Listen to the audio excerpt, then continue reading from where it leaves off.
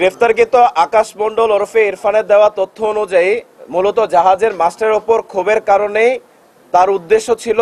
জাহাজের মাস্টারকে হত্যা করা, এবং এই হত্যাকাণ্ড সংগঠিত করার পর যখন সে বুঝতে পারে অন্যান্য যে ক্রুরা আছে তারা সে পালিয়ে গেলে তার সম্পর্কে তথ্য দিয়ে দিবে, তাই আইন শৃঙ্খলা রক্ষাকারী বাহিনীর হাত থেকে রক্ষা পাওয়ার জন্য সে ক্রমান্বয়ে বাকি সদস্যদেরকে হত্যার চেষ্টা করে।